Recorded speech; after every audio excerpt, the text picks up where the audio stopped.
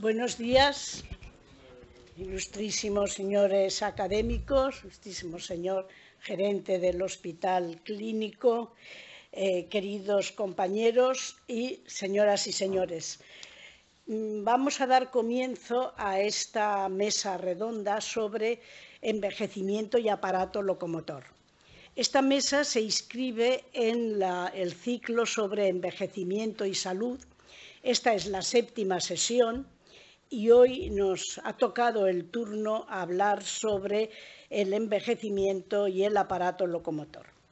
Para ello, el profesor Francisco Gomar Sancho, académico de número de nuestra institución, ha coordinado la sesión en la que van a participar también el doctor Enrique Gastaldi, también académico de nuestra institución, y el doctor Fernando López Prats. A los tres les agradezco mucho su participación aquí, tanto a los dos que viven en Valencia y que lo tienen más próximo, especialmente al doctor López Prats, que de buena mañana se ha venido desde Murcia, donde vive, para estar aquí con nosotros. Por tanto, creo que es todavía más de agradecer.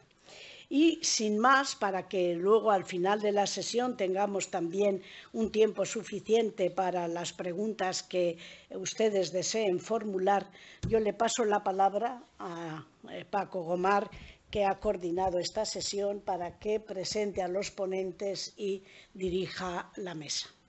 Muchas gracias, señora presidenta, y muchas gracias por incluir nuestra especialidad en este ciclo y, sobre todo, por haber confiado en mí que coordine esta reunión. Bueno, el aparato locomotor es uno de los sistemas que más sufre el envejecimiento, y además en todos sus componentes, en los músculos, en los tendones, en las articulaciones y los huesos. Y hemos querido dividir cada una de estas parcelas para abordarlas cada uno de nosotros. El profesor López Prats, que además es catedrático de la Universidad de Alicante, y viene de Alicante, no de Murcia, un poquitín más cerca.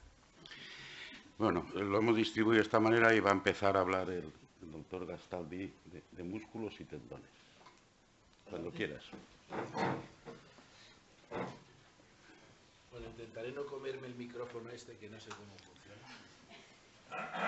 Bueno, agradeceros a la academia y al profesor Gomar, que siempre reconoceré que ha sido mi maestro, el que he seguido en la cátedra con su padre, el doctor.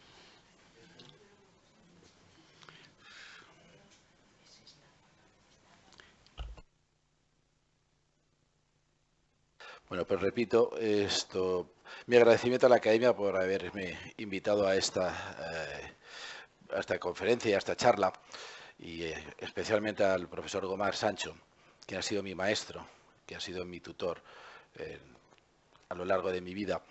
Y pues, tengo el honor, para mí me cabe, de tener el sillón que en su momento ocupó nuestro maestro, que fue el profesor Gomar Warner, que creo que está en la memoria de todos nosotros y que creo que cada día que pasa pues lo recordamos más. Entonces, cuando hablamos del aparato locomotor, que es un aparato que es el que más evidentemente se deteriora con la edad, pues vamos a comentar, en este caso, en mi caso, voy a hablar sobre los efectos de la edad en el músculo y el tendón. Bien, la unidad básica del aparato locomotor, como pueden entender, es el músculo, el tendón, el hueso y la articulación. En este caso, pues vamos a hablar del músculo. El músculo es el tejido más abundante del organismo, supone un 30 o 50% del peso corporal, y está claro que depende de la edad, del sexo, de la dieta y de la actividad física que tengas más o menos volumen muscular. Está formado por unas fibrillas que pueden medir hasta 30 centímetros, están inervados por una terminación nerviosa que forma la placa neuromuscular, y tiene una unidad motora que son las células inervadas por una misma motoneurona. Hasta ahí está claro. Es la histología básica. Pero que está claro que lo que hace el tejido muscular es generar el movimiento. Nos desplaza, nos estabiliza, maniobra nuestro cuerpo, y entonces esto quiere decir que el tejido muscular tiene una extrema plasticidad, desde la atrofia, la hipertrofia, la hiperplasia, porque el tejido muscular se adapta al medio ambiente. Son células rodeadas por una matriz extracelular con un soporte de fuerzas mecánicas, genera dentro de cada por los microfilamentos, tiene proteínas, tiene células y sobre todo unas células que son las células satélite, que son las celulitas, que son las que luego van a ayudar a reconstruir este músculo cuando se daña. Bien, esto es anatomía, endomiscio, lo que rodea el paquete de fibras sería el perimisio y la matriz celular que rodea el músculo, el epimisio, que se continúa después con el tendón. Lo que está claro es que el tejido muscular, como todos los tejidos, tiene un equilibrio y está en constante remodelación. Hay un equilibrio que se llama homeostasis y que está debido a la acción mecánica y a la acción metabólica. Cualquier actividad muscular que hagamos, aunque sea pequeñita, produce daños tisulares que activan procesos biológicos de reparación, aunque no hagamos nada o que pensamos que no hacemos nada. Incluso bajar una montaña, que es una contracción excéntrica, puede producir daños en el sarcolema que provocan una reparación. Cuando tú haces ejercicio, una actividad mecánica suficiente y prolongada, pues activas las células satélites y produces una hipertrofia muscular. Y de lo mismo, cuando no haces nada y te dedicas a reposar o tienes una inmovilización, se produce una atrofia muscular. Por lo tanto, la fibra muscular es la más plástica en su adaptación al entorno y el estímulo básico es el movimiento. Por eso vamos entendiendo por qué lo que podremos hacer en un futuro para evitar el deterioro. ¿Qué pasa? Pues con la edad se produce una disminución de la actividad muscular, de la función y de la activación que disminuye nuestra calidad de vida. Y esta disminución se debe a esta deterioro, a la demora en la reparación, que tiene que ver con una respuesta inflamatoria y que lo que es que tiene más aumento del tiempo de recuperación a medida que nos vamos haciendo más mayores y la remodelación que se produce en el músculo tras el ejercicio es más lenta a medida que nos hacemos mayores. Y eso yo creo que lo tenemos todos clarísimo. No estamos, siempre decimos una frase, no estamos como estábamos. Y eso es así. Ahora nos cansamos más de operar, lo mismo que nos cansábamos hace 10 años y hacíamos lo mismo y nos cansábamos la mitad. Pues ahora nos cansamos mucho más. El músculo, pues el músculo se va deteriorando, el músculo va perdiendo volumen a medida que va pasando la edad. Y si hemos estado buscando, y esto me ha ayudado mi hija a buscar ese trabajos sobre cómo podemos mejorar el músculo, pues si os venís estos trabajos, estos someten a 19 corredores a una serie de ejercicios y luego les miden los marcadores de la inflamación. Y entonces se dan cuenta de que la recuperación se asocia a menudo con los niveles basales y que hay cambios relacionados con la edad. Y concluyen que ¿qué nos pasa? Que lo fundamental de este trabajo es que los cambios musculares vienen durante la edad media, es decir, entre los 40 y los 50 años. Y que los que hacen ejercicio, esas alteraciones se mitigan, son menores. Y luego no hay diferencias entre la respuesta inflamatoria y el daño muscular en individuos entrenados y fundamentalmente es que no tenemos los mismos niveles basales cuando tenemos 20 años que cuando tenemos 40 años que cuando tenemos 60 años. Si nos vamos a las proteínas, pues oye, ahí en este trabajo del 2017, pues el envejecimiento está asociado a un daño en el ADN mitocondrial y las proteínas. ¿Qué son las proteínas? Pues bueno, y las mitocondrias, los que generan toda la energía para el organismo. Entonces, sí que hay una pérdida de mitocondrias y una pérdida de esta energía y con lo cual el músculo se va deteriorando y va perdiendo su capacidad. Entonces, visto que a lo largo de la vida se enlentece el deterioro relacionado con la edad de la movilidad y la práctica. Entonces, el ejercicio enlentece este problema de deterioro de las mitocondrias. La disminución progresiva de la función muscular está relacionada con la edad en asociación con una disfunción metabólica, con unas enfermedades crónicas y con una pérdida de la movilidad y el incremento de la mortalidad. Lo que está claro y lo que parece mostrar es que el ejercicio activa y mantiene la proteostasis, que es la actividad de las mitocondrias, para que el envejecimiento sea lo más saludable posible. En el deporte, pues el deporte, si vamos a los telómeros, que son la estructura del tejido muscular, la participación regular en el deporte es positiva para el mantenimiento de la longitud de estas estructuras. Las células satélite, pues son importantes, porque hemos comentado que son las que tienen mucha importancia en la recuperación y la reparación muscular. Los cambios juegan un papel importante en la regulación del crecimiento y la atrofia del músculo esquelético. Entonces, con la edad, el tamaño de las fibras se reduce, así como el contenido de las fibras satélites, las células satélites. Sin embargo, si tú sometes a un grupo de personas a un ejercicio mantenido durante 12 años, se dan cuenta de que el tamaño de las fibras se mantiene y el contenido de las células satélite también. Por lo tanto, el ejercicio está enlenteciendo los procesos degenerativos. Y por otro lado, la edad también está relacionada con una pérdida de la fuerza muscular y también con una relación directa con el deterioro del sistema nervioso central que exagera este efecto. Estos autores pues miden estas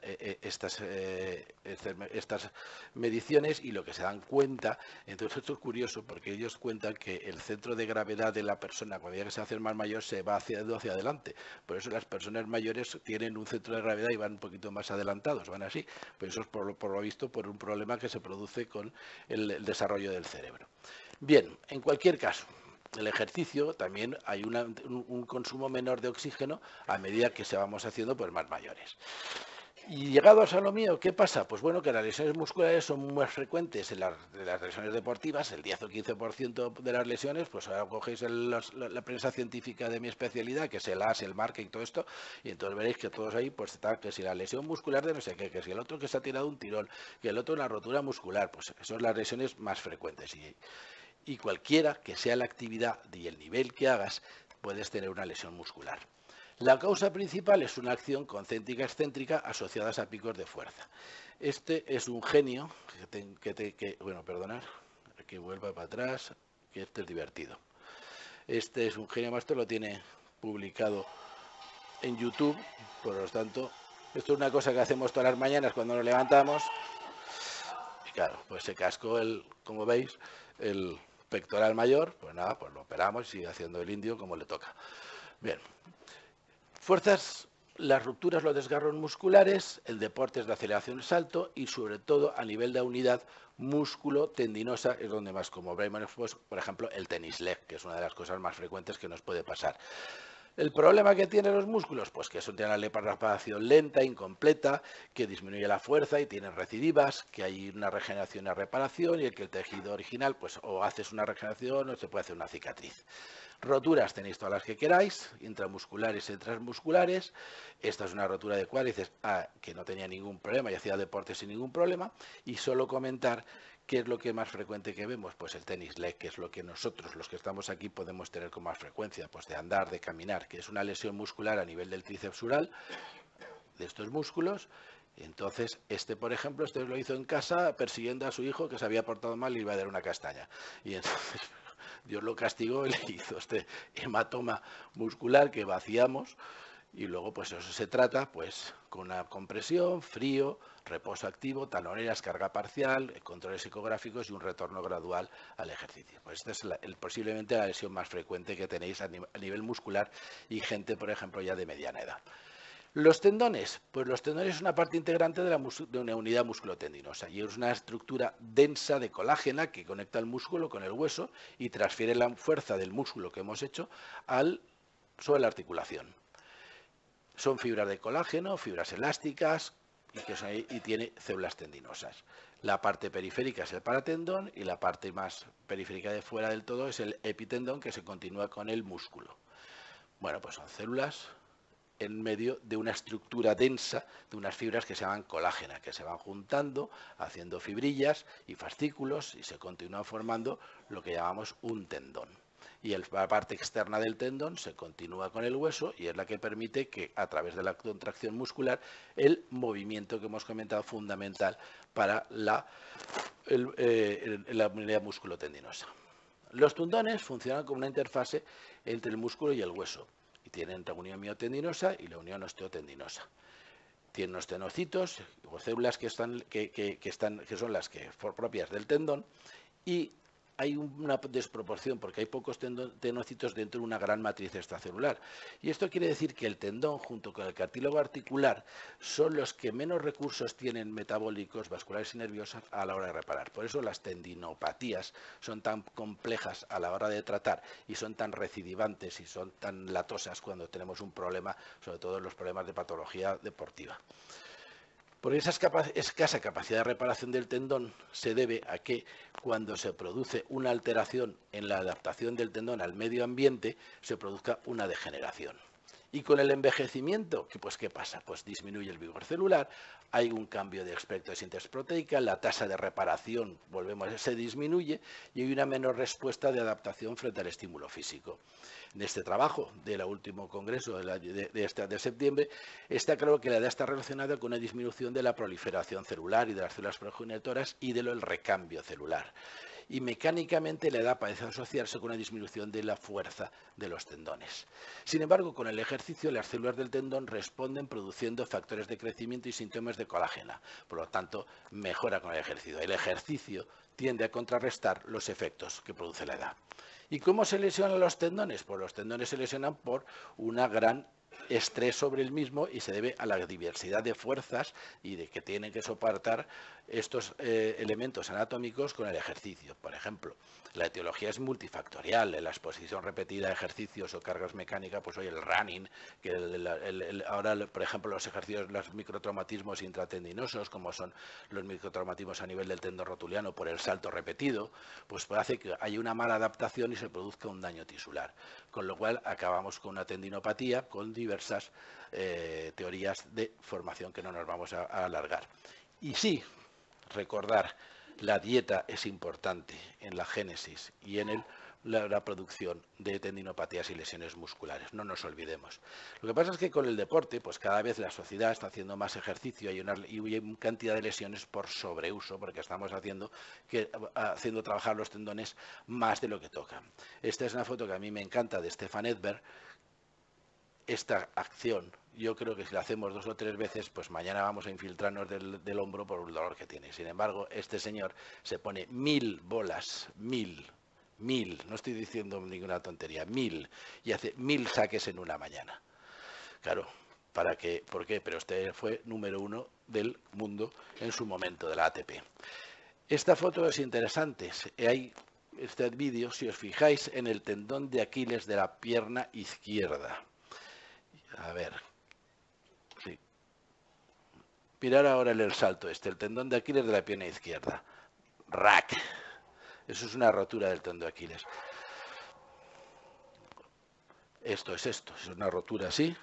Se produce la lesión del tendón porque se ha sobrecargado la capacidad de resistencia del mismo.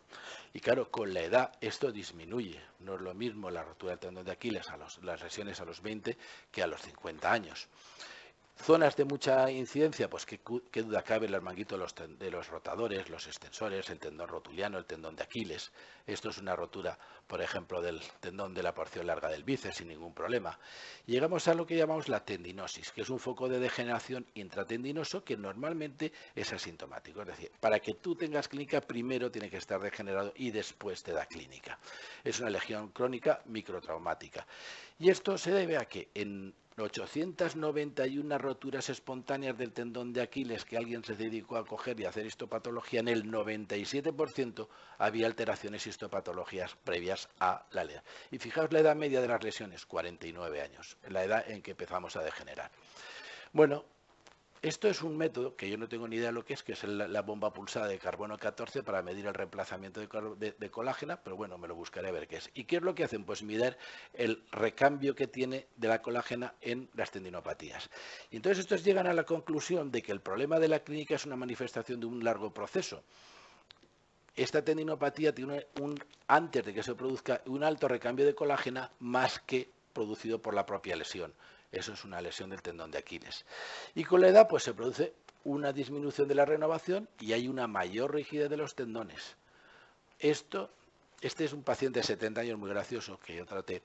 Tenía una bursitis que le habían infiltrado de retroaquilea. Se infectó. Venía con mucho dolor. Esperamos que se fuera la bursitis, que se curara la infección.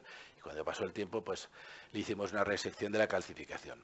Inicialmente fue muy bien y al segundo o al tercer mes baja la cera, pega un saltito y se rompe la inserción del tendón de Aquiles.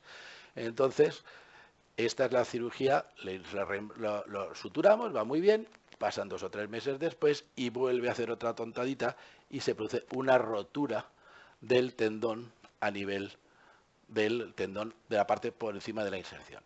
Entonces ya le planteamos, bueno, pues vamos a ver si hay que operarte. Entonces el buen hombre pues dijo que, bueno, me lo voy a pensar. Y esto es cuando viene a contestarme que lo que se había pensado. Dice, pues ¿para qué me va a operar? Si mire cómo estic. Pues los milagros que tiene la naturaleza y la regeneración de colágeno, ya lo veréis, como que va corriendo a quirófano. Vale. Gracias a Dios. Bueno, voy concluyendo que los efectos de la edad en los tendones hay un envejecimiento que conduce a una disminución de la proliferación celular. El contenido de colágeno y el diámetro de las fibras se disminuye, por lo tanto, al final lo que hay es una debilitación de los tendones. Y bueno, ¿y podemos hacer algo? ¿Qué podemos hacer? Aparte de fumarnos un puro agradablemente viendo un partido de fútbol. Pues bueno, como habéis visto, el ejercicio es la mejor herramienta para vivir un poquito más y para vivir un poquito mejor. Digo el ejercicio, no el deporte de alto nivel, el ejercicio. ¿Y qué podemos hacer? Caminar es lo básico, pero caminar es caminar con zapato claro. Estiremos, podemos bailar. El baile además tiene un efecto importante de coordinación de movimientos y un efecto dinámico. Se puede hacer otro tipo de deportes como jugar al golf. Se puede hacer el yoga en el que esté un poquito más en ganas de jugar. Los ejercicios dentro del agua. Yo digo siempre ejercicios dentro del agua, no nadar. Ejercicios dentro del agua, en medio acuático. La bicicleta, todo lo que queráis. Yo que la he odiado, ahora me da por el spinning. Esto es un increíble. ¿Vale? O jugar al tenis, lo que queráis. En conclusión, y esta es la última diapositiva, tenemos, decía Gro Harlem, que fue la directora de la Organización Mundial de la Salud, que tenemos un remedio inmediato, seguro y ajustado para algunos de los principales riesgos de la salud. Y es gratis. Es hacer un poquito de ejercicio de la actividad física y punto pelota. Y bueno, que no acabemos como estos dos grandes autores que están en esta fotografía y daros las gracias por vuestra atención. Muchas gracias.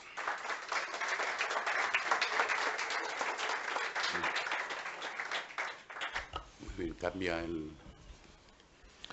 Bien, pues ya nos ha mostrado lo malo que es el deporte, pero lo bueno que es el ejercicio. Recuerdo, no hace muchas semanas que leí en la prensa un artículo, ¿qué ejercicio debe hacer usted según la edad? Y te ponía, a partir de los 50 años, camine solo. Dice, a partir de los 65, vaya al parque. Quiere decir, al parque. Quiere decir que, bueno, hay que adaptar lo que es el esfuerzo físico a la edad, porque las estructuras van perdiendo resistencia, pero a la vez necesitan el estímulo mecánico para mantener la homeostasis. Entonces, el secreto, como todo, ya cuando hablo del cartílago, prácticamente llegaré a las mismas conclusiones. El deporte lo lesiona, pero el ejercicio es fundamental para mantener su homeostasis y que nos dure más tiempo del que nos está durando ahora. Lo digo eso por las consultas que me han hecho algunos antes de llegar, que parecía que le íbamos a dar nosotros la solución al envejecimiento articular. Bueno, la conclusión que sacaremos es que hay que envejecer con dignidad y tendremos que aceptar una serie de cosas que hasta el momento no han tenido solución. Bien, pues el doctor López Prat nos va a hablar del hueso, de lo que ocurre en el hueso con el envejecimiento, concretamente de la osteoporosis, y sobre todo del problema que nos plantea la osteoporosis como clínico, que son las fracturas osteoporóticas. No solo un problema de frecuencia y mecanismo de producción, sino que es un problema también desde el punto de vista de la reparación. Y no es lo mismo enfrentarse a una fractura osteoporótica que a una fractura de gente joven. Los métodos que aplicamos desde el punto de vista quirúrgico tienen que ser distintos y los tiempos de curación también distintos. Cuando quiera. Muchas gracias, señora presidenta. Muchas gracias al coordinador de esta sesión, de este ciclo de envejecimiento y salud, del séptimo y del aparato locomotor. Efectivamente, perdón, no sé si se oye. ¿Sí? No, ¿verdad? Pues está raro.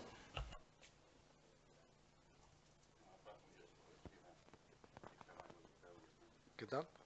¿Mejor ahora?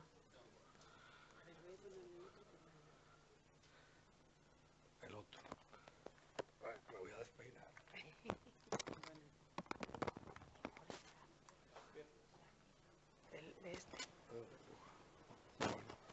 Vale. ¿Mejor ahora? Sí, sin duda. Muchas gracias. Bien, el encargo que me ha dado el profesor Gomar sobre hablar, en este caso, del envejecimiento de los huesos. Pues sí, los huesos, como todos nosotros y todos nuestros sistemas, sin duda envejecen. De entrada quiero decirles que cuando hablamos de osteoporosis, podríamos hablar también de la osteoporosis desde el punto de vista fisiológico, que todos tenemos por la edad, ese envejecimiento, ese poro del hueso, que así está incluso en la definición de la Real Academia de la Lengua. Y hablamos de la osteoporosis de manera que están viendo ustedes ahí. Entonces hablamos de el hueso tiene una serie de resistencia y que depende mucho de la densidad del mismo hueso y de la calidad del mismo. Esto sería la osteoporosis. Desde el momento en que esta osteoporosis es, digamos, patológica, pues ya podemos hablar como una enfermedad, no como un desarrollo normal de nuestro envejecimiento. ¿Cuándo decimos esto? Pues hombre, en este caso la OMS ya hace ya unos cuantos años, en el 94, siglo pasado, ya habló de una, digamos, una definición a la hora de trabajar nosotros, una definición operativa, manteniendo la densidad mineral ósea. Y hablaba de que una densidad mineral ósea inferior al menos 2,5 de las deviaciones estándar de la población supuestamente joven, normal, pues esto supone que hay una anomalía. Y a partir de ahí ya hablamos de la osteoporosis tal y como está en el argot de la gente y de la calle, que tiene una fractura osteoporótica. Sin duda, las fracturas osteoporóticas son muy frecuentes. Esto de que se dice que una fractura cada 3 segundos nueva de la osteoporosis lo provoca es cierto. Incluso la discapacidad que provoca en el entorno nuestro europeo pues es superior o igual que a la artritis reumatoide, al asma o a la hipertensión arterial. Y sabemos que una de cada 3 mujeres por encima de los 50 años va a experimentar una fractura osteoporótica de alguna parte de nuestro cuerpo. Y que los varones el riesgo de sufrir una fractura osteoporótica por encima de los 50 es similar al riesgo de sufrir un cáncer de próstata, menor que el que tiene obviamente, del riesgo que tiene una mujer, pero aún así bastante alto. Esta epidemia silenciosa tiene un problema, y es que va aumentando las probabilidades conforme se inicia la primera fractura. Cuando identificamos una primera fractura osteoporótica, la segunda fractura ya hay 3 veces mayores posibilidades, la tercera fractura 5 veces, la cuarta 8 veces, etcétera, etcétera, etcétera.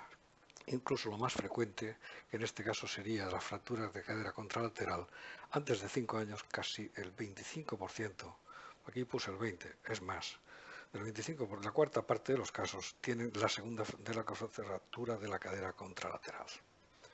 Lo primero que tenemos que hacer es verdaderamente ver qué es una fractura osteoporótica. Y para ello nos vamos a guiar por una serie de factores que nos va a presentar. Primero el lugar, columna vertebral, muñeca, cadera, pelvis, húmero, pelvis, húmero, la cara y los huesos craneales no entran en ello. Existe una fractura con un trauma mínimo. En gente que tiene una densidad mineral ósea baja, en edad más bien avanzada, digo avanzada ya por encima de los 50, el estilo de vida, sin duda, los factores genéticos y distintas comorbilidades, sin duda también ayuda a ello. Pero lo importante es que no haya indicios de otras patologías que sea distinta de la de la osteoporosis que haya provocado esa fractura. En el caso de España, las fracturas por fragilidad, de las cuales el 60% son secundarias a la osteoporosis, estamos hablando de este año pasado en 330.000. Es mucho, con un coste sanitario realmente muy elevado, como 4.200 millones de euros. De este coste total, el 70% más o menos es debido a la fractura de cadera, así como en la cuarta parte de la mortalidad que hay en el primer año de vida. Estas fracturas se nos van a presentar en 766 casos en el caso de las mujeres y 325 en el caso de, y 325 en el caso de los varones. Está equivocada la diapo. Por 100.000 habitantes año, o sea que es muy frecuente. Y lo más frecuente son las vertebrales, seguido de la muñeca, cadera y el húmero proximal. Y esto va aumentando exponencialmente, sin duda, con la edad, la disminución de la densidad mineral ósea, así por aumento de la tasa de caídas por otro tipo de morbilidades. Hemos comentado que hay una disminución de la resistencia ósea, es decir, hay una disminución de la calidad y también una disminución de la densidad del hueso. Entonces, tenemos que el hueso osteoporótico es frágil, es quebradizo, con muy poquito se rompe. Y además de ello, pues a nivel de interno de él, pues presenta alteraciones en su mineralización, en su arquitectura, así como en la consolidación y en el remodelado de las fracturas. Las alteraciones que se presentan en la mineralización de la matriz, sobre todo aparte de la disminución de la densidad mineral, hay una alteración en la distribución de esa mineralización. Existe también un adelgazamiento, como pueden ver aquí abajo, un adelgazamiento de las trabéculas, una perforación de las mismas, incluso una pequeña fractura, habiendo una pérdida de conectividad entre las trabéculas, sobre todo las trabéculas horizontales. Y estas trabéculas horizontales determinan la resistencia a la carga compresiva, de tal manera que si desaparecen estas trabéculas horizontales, pues la longitud trabecular no soportada disminuye prácticamente de pasar en este caso de 180 kilos, que aquí no está, aquí no está bien, pasamos a 9 veces menor la carga si desaparecen estas trabéculas horizontales. Este aumento de porosidad cortical disminuye también el estrés mecánico, produciendo una fatiga ósea importante y con el riesgo de fractura trabecular y posteriormente de todas las trabéculas y obviamente del hueso. También cuando se ha roto, se ha fracturado, hay una alteración en esa consolidación y en el remodelado de esa consolidación. Los osteoblastos realmente forman unas cavidades de resorción grandes, los osteoblastos segregan osteoides y se mineraliza ese osteoide, con lo cual pues, se forman cavidades de reabsorción. Todo esto nos lleva a una disminución, sin duda, progresiva de la masa ósea y a operaciones en esta microarquitectura, lo cual nos aumenta la resistencia a la susceptibilidad a la fractura y disminuye sobre todo la resistencia mecánica de los huesos. Esto nos causa problemas. Y nos causa problemas en el tratamiento de este tipo de fracturas, porque casi el 50% de fracasos existen más en las fracturas osteoporóticas que en el hueso normal. El hueso osteoporótico tiene un retardo en la formación del callo óseo, las condiciones mecánicas son peores y desde luego pues ciertamente hay mayores problemas a la hora de consolidar. En el caso cuando son fracturas metafisarias, el fracaso del implante es menor, de 10%, todavía es suficiente, pero la mala unión está por alrededor del 40% y la mayoría de veces hay que hacer reoperaciones entre el 5 y el 25%, yo diría más cercano a la cuarta parte, al 25% que al 5%. En cuanto a las diáfisis, si observan aquí, verán que la diáfisis tiene una relaxación endóstica y hay una gran expansión medular, con un adelgazamiento importante de la cortical, lo cual hay una pérdida de distribución de trabéculas y, aunque haya una hipertrofia compensatoria de las verticales, no realmente da un hueso mucho más frágil. Esto quizás es el principal fracaso actual de la osteosíntesis, que no es un fallo óseo para mí, sino porque el material de osteosíntesis que habitualmente nosotros tenemos diseñado es en este caso para un hueso sano, no para un hueso osteoporótico. Y la utilización de estos materiales para reparar los dos tipos, como ven aquí, dos tipos de edificios completamente distintos, obviamente no se lo va a plantear nadie para reparar una rotura de una cosa o de la otra. Pues lo mismo nos ha pillado en este caso el planteamiento terapéutico que tenemos en la actualidad. Porque en las osteosíntesis, como pueden ver en esta radiografía, que tenemos un enclavado endomedular con tornillos, hay un fracaso. Ha habido una resistencia mecánica, sobre todo a la flexión y la torsión, que realmente ha hecho que fracase la osteosíntesis. También por una inestabilidad inicial insuficiente o porque ha habido alteraciones también en la consolidación y en este caso pues el retardo de la misma o la formación de hueso osteoide ha hecho que fracasara la osteosíntesis. El mayor problema técnico en la actualidad es la dificultad de obtener una síntesis segura y estable que permita, sin duda, una movilidad precoz. Movilidad precoz que ya decía el doctor Lucas Championner hace ya unos cuantos años, en 1895, y decía que el movimiento es la vida. La verdad es que en aquel momento, el decir que todos los cirujanos recomendaban las inmovilizaciones de tiempo y tiempo y tiempo, él, pues por el contrario, recomendó la movilización temprana en cuanto hubiera una callosidad primaria. Pero esto mismo ha dicho la misma AO en 1958 con la osteosíntesis sentable, y diciendo que la vida es movimiento y que el movimiento es la vida. Muy bonito. Y esto está bien, y está bien para los jóvenes. Pero sin duda para los ancianos es vital, es decir, se juega uno la vida. Así que con objeto de ello, lo que pretendamos es encontrar osteosíntesis, fijaciones en las fracturas que aumenten la estabilidad y fijaciones que transmitan una carga mayor al hueso y descargando el implante. Actualmente, para ello tenemos un planteamiento un poquito distinto y tenemos anclajes intra y extramedulares, o aquello que favorezca impactaciones óseas, sobre todo a nivel de metáfisis, o que mejor reparte de cargas.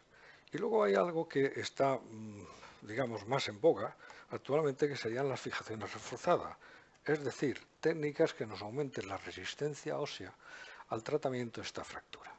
De todas las fijaciones que pueden aquí haber, pues yo diría que, digamos, de la cocina a la mesa o la aplicabilidad clínica de todas ellas, pues los diseños de espumas de fosfato de cálcico inyectable se están haciendo bien.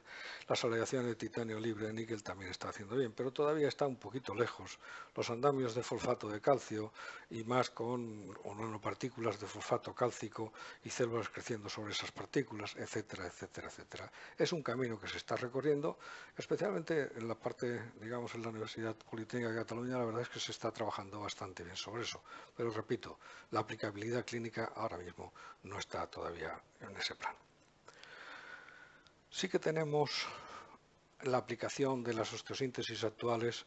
Usamos, pues para que tengan ideas, solamente usamos tornillos como hay soporte de carga.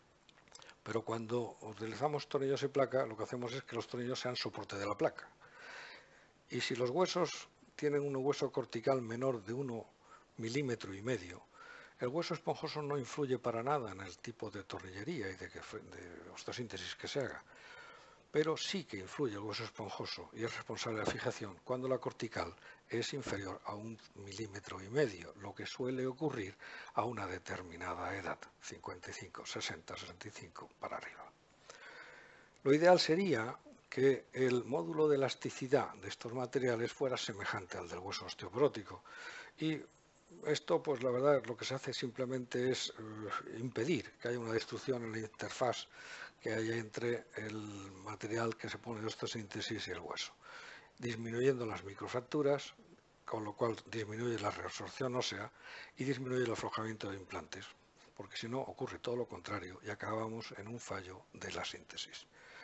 En el futuro, y se está en ello haciendo cosas, lo más probable es que el módulo de elasticidad sea lo suficientemente alto para soportar estas deformaciones y evitar la rotura.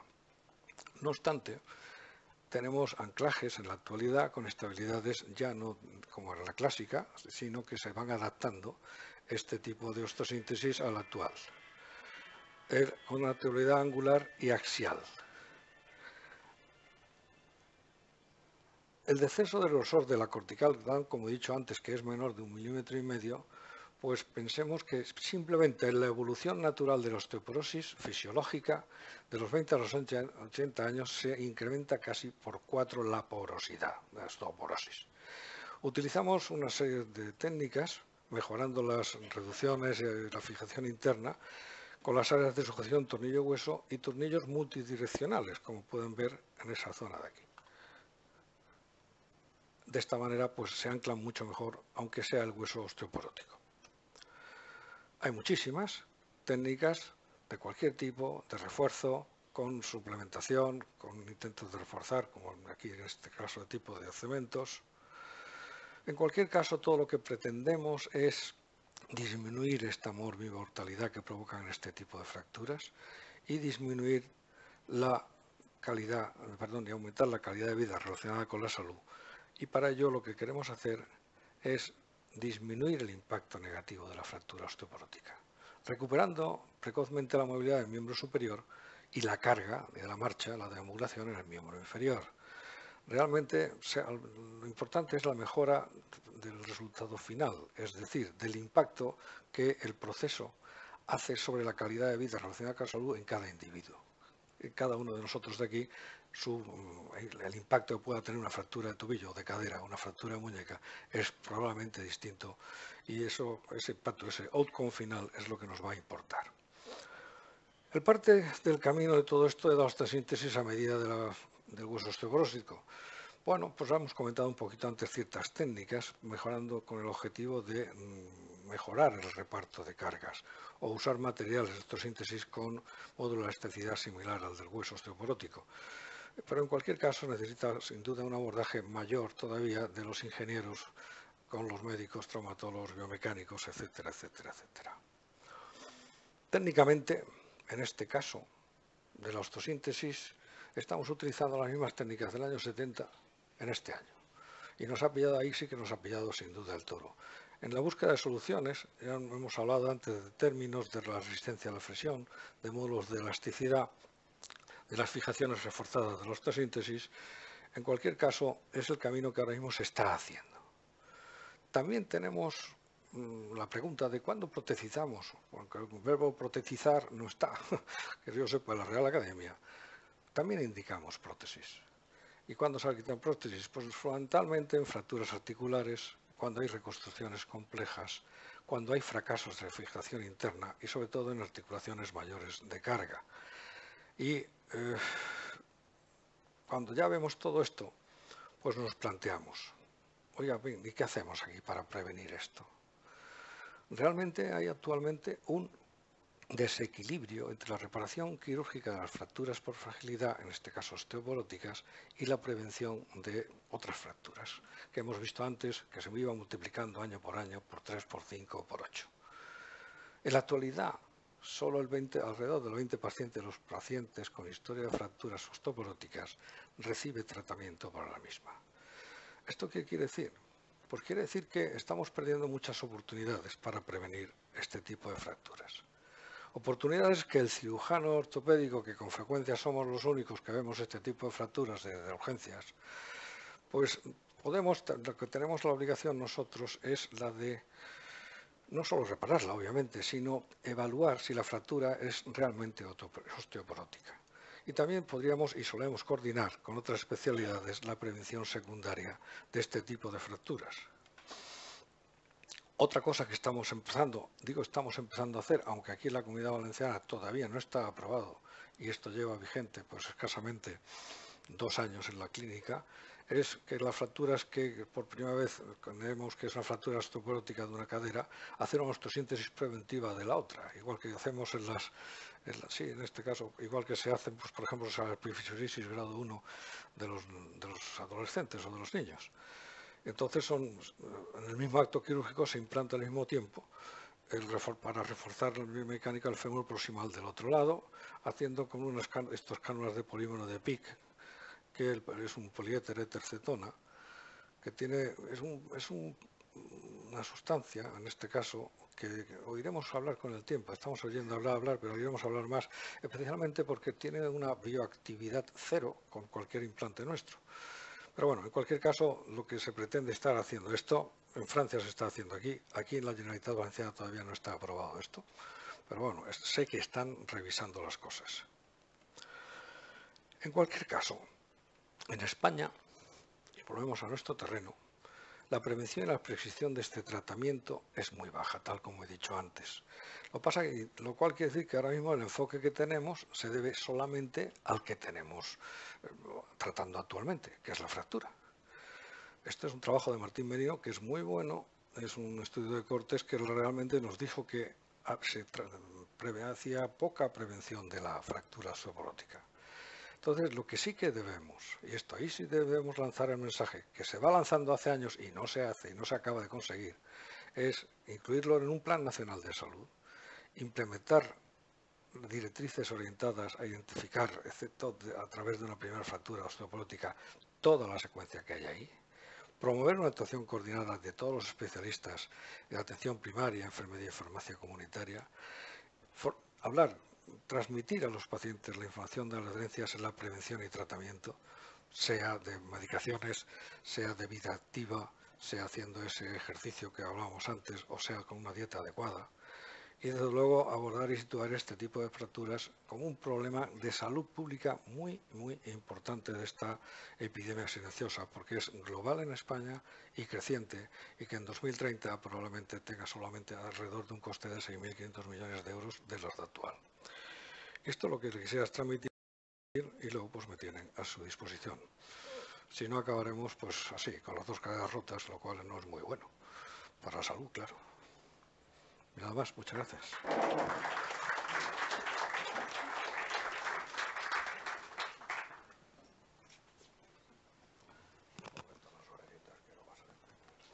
Esto que se coloca así. ¿Eh? A ver. Estos son para las orejas.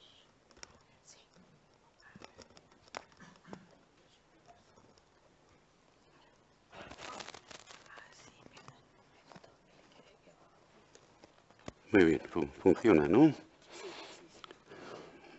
Póngale ahí, pues a mí me toca hablar de las articulaciones, más concretamente del cartílago articular. Bueno, epidemiología. Esto es lo que nos informa la Asociación Americana de Reumatología, que nos dice que a partir de los 70 años, el 70% de la población, más mujer que hombre, van a tener signos radiográficos de artrosis. Eso no quiere decir que vayan a tener manifestaciones clínicas. En menos del 50% tienen manifestaciones clínicas. Por lo tanto, no hay que asustar al paciente con hallazgos radiográficos porque no tiene más importancia que una calvicie o la aparición de las arrugas. Bueno, ¿dónde se localiza la artrosis? ¿Dónde empieza? Pues aquí, en el cartílago articular, ese cartílago hialino que cubre las superficies articulares de los huesos y que tiene una primera función que es amortiguar y distribuir la carga y una segunda función que es facilitar el deslizamiento entre las superficies articulares, para lo cual su superficie es extraordinariamente lisa y además está lubrificada por líquido sinovial que tiene dos componentes muy importantes, el lubricin y el ácido hialurónico. Pues bien, cuando esta estructura empieza la degeneración, que primero es una fibrilación, después una fisuración y finalmente una ulceración, es incapaz de amortiguar la carga, la transmite con intensidad al hueso, el hueso se lesiona, reacciona con un aumento de densidad, la esclerosis subcondral, y además aumenta su superficie con estas formaciones periféricas que son los osteofitos o picos de loros, tal y como se conocen. Y la lesión del hueso progresa, por eso se llama osteoartrosis, y llega un momento que aparecen pues quistes, que aparecen hundimientos trabeculares y se puede llegar a este grado de deformidad con gran alteración estética, con gran alteración funcional y sobre todo con dolor. Y esto pues va acompañado de una inflamación que afecta sobre todo a la membrana sinovial, que es la respuesta que tiene esta estructura a las citoquinas que se liberan del cartílago articular en su degeneración y que es la responsable principal de las molestias que tiene el paciente. Y como esta inflamación de la sinovial varía mucho de unos individuos a otros, de una articulación a otro y sobre todo con el estado de progresión de la enfermedad, esto quiere decir que hay una gran discrepancia entre las manifestaciones clínicas y las manifestaciones radiográficas. Bueno, ¿en qué situación estamos en cuanto al tratamiento y prevención de la artrosis? Hombre, en la artrosis avanzada muy bien. Tenemos una cirugía resolutiva cuya estrella principal es la prótesis, con lo que eliminamos el dolor y devolvemos la función casi completa en la gran mayoría de los casos. Pero en lo que se refiere a la prevención y el tratamiento precoz de la artrosis, pues estamos muy por detrás de otros sistemas, ha avanzado mucho menos. Y es que, ¿qué pasa? ¿Que no se investiga? Claro que se investiga. El problema está en las características peculiares que tiene esta estructura. Primero, es una estructura vascular, aquí no encontramos ningún vaso. Y lógicamente eso tiene que dificultar la reparación y además eso exige a este tejido que tenga unos mecanismos especiales para su nutrición. que tienen su precio. Y además es una estructura aneural. Ahí no hay terminación nerviosa. ¿Qué quiere decir esto? Que no es origen de dolor y, por lo tanto, es difícil que hagamos un diagnóstico precoz. En la mayoría de los casos va a ser un diagnóstico tardío, cuando ya el cartílago está muy alterado y empiezan otras manifestaciones. Esta es una estructura que está formada por células, fibras de colágeno y proteoglicanos. Fibras de colágeno y proteoglicanos son segregados por el condrocito. Y estas células tienen un ambiente pericelular propio. Aquí no son fibras de colágeno tipo 2 como en el resto del cartílago, son de tipo 6. Y esta fibra de colágeno tiene una gran importancia en la transmisión de los estímulos mecánicos al condrocito, que esto es fundamental para regular la homeostasis del condrocito. Y además, estas células, las que tenemos a los 25 años, las tenemos para toda la vida. Este cartílago no tiene, si nosotros estudiamos la mitosis de un cartílago adulto, no hay ninguna mitosis, no tiene capacidad de proliferación. Tenemos los condrocitos hasta el final de nuestra vida y, por lo tanto, los tenemos que cuidar. Y esto explica, lógicamente, las dificultades, esa falta de capacidad de proliferación, las dificultades que tiene el cartílago para reparar las lesiones. Si nosotros pegamos un bocado en el cartílago como aquí, que nos llevamos todo el cartílago, vemos que no hay ninguna respuesta de los límites del cartílago. Lo que surge es un tejido de granulación desde la médula ósea que rellena el defecto y después se diferencia más o menos a cartílago y a lino. Es verdad que en la periferia, aquí los condrocitos entran en mitosis, hacen estos grupos isogénicos, pero eso no tiene ninguna traducción en reparación. Es lo mismo que vemos en una artrosis avanzadas. Aparecen estos grupos isogénicos, pero aquí no hay ninguna reparación del cartílago.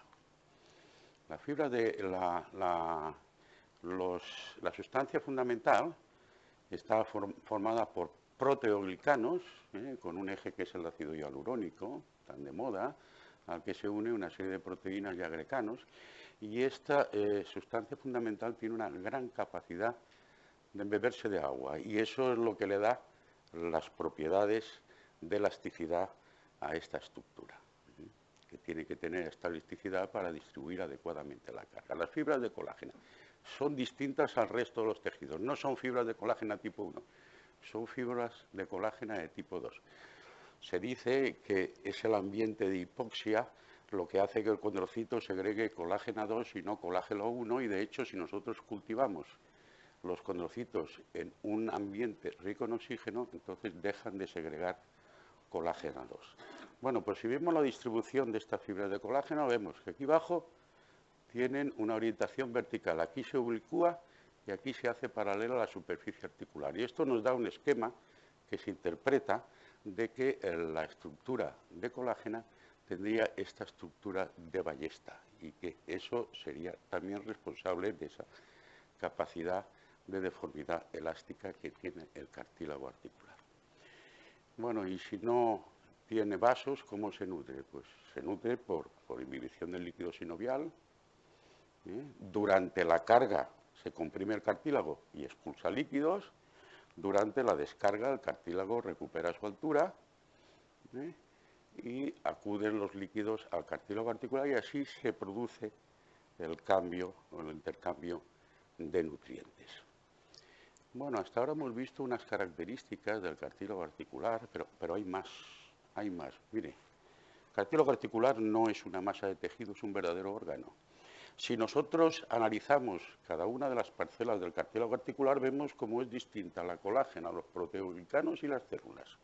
Es decir, es un órgano que tiene distintas parcelas con distintas funciones. Ya hemos visto las fibras de colágeno como eran distintas a cada nivel. Si ahora estudiamos con una tinción de azul de tolidina los proteoglicanos, vemos cómo se concentran sobre todo en esta zona.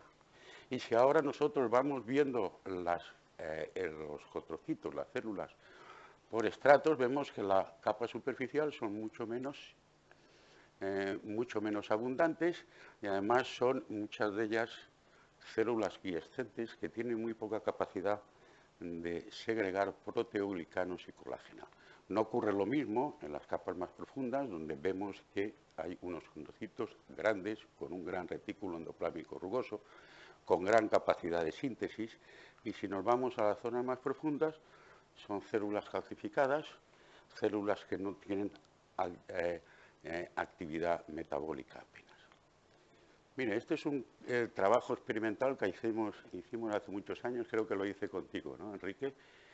Era sobre el cartílago articular. Se puso de moda entonces una cirugía que era el afeitado del cartílago. Vamos a quitar la fibrilación superficial para que el cartílago se regenere. Afortunadamente ya no lo hace nadie.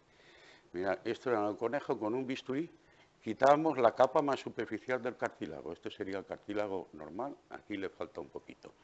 Bueno, pues a los 3 meses había ocurrido esto. Una completa degeneración de la superficie articular. Y es que el cartílago articular no es un simple tejido, es un órgano. Y si a un órgano le quitamos parte de él, estamos condenando a la muerte del resto de ese órgano.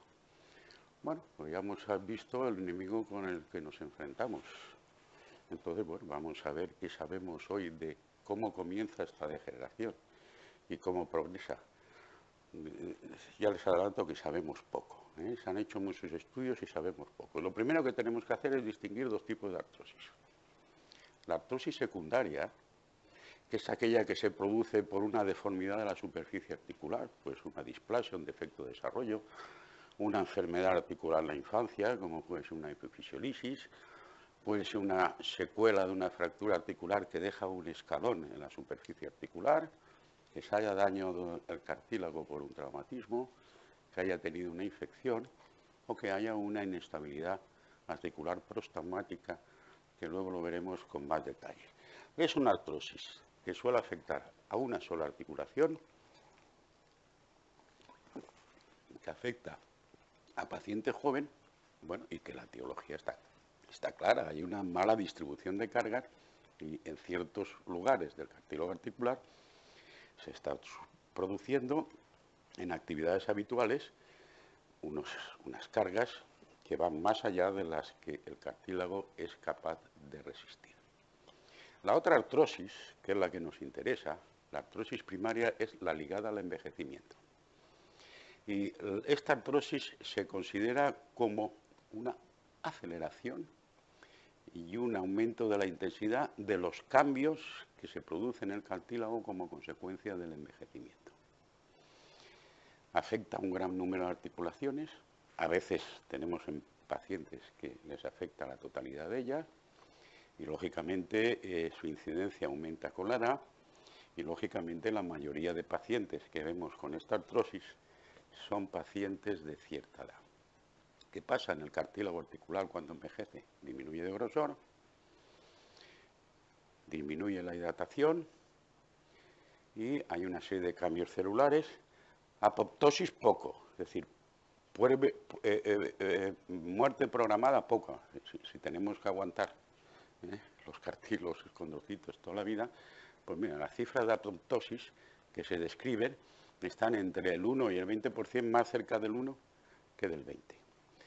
Lo más importante es el problema de la senescencia del condrocito, fenómeno que afecta a las células de todas las localizaciones con la edad y que se caracteriza por una disminución de la capacidad proliferativa. Bueno, aquí disminución no había capacidad proliferativa. Aquí el problema fundamental son los cambios metabólicos que se producen por cambio de fenotipo de la célula con el envejecimiento, y entonces ante estímulos externos tiene una respuesta alterada y no recupera el equilibrio entre de remodelado, es decir, no restaura los proteoglicanos y la colágena que es necesario. También hay una disminución de la autofagia. La autofagia es ese mecanismo que tienen los tejidos de autodestruir las células para eliminar organelas y proteínas que están dañadas y reciclar los productos. Bueno, aquí tampoco tiene gran importancia la autofagia. El cartílago